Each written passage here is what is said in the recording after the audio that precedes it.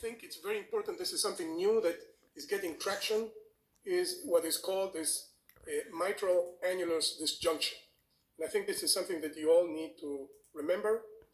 And this is an atrial displacement of the point of insertion of the mitral valve. Look where the mitral valve is inserted here in a normal patient. And look at it in this patient. You see that it has, when the ventricle is moving towards the apex, this part of the valve is not attached here to the muscle, but is attached to the atrium. And you can see how there is an excess amount of tissue that allows that to happen.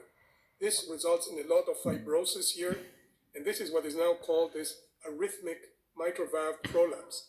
Many of these patients that have this displacement of the position of the mitral valve will present with ventricular tachycardia. You can see with CT very nicely the displacement of the insertion of the mitral valve.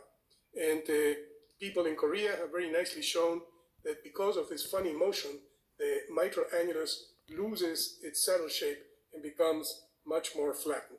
But the important thing to remember is that this, when you see this in an echo, and you pay attention to it, because you're going to find this, these are what are usually called now arrhythmic mitral valve prolapse.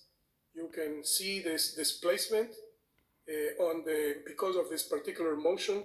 If you do tissue Doppler, they have this spike, and which is similar to these hats that the German soldiers used in the First World War. And this sort of displacement results in myocardial fibrosis that can be seen on cardiac MRI, and many times have these T-wave inversions in the inferior leads. So please pay attention to that. Let me just show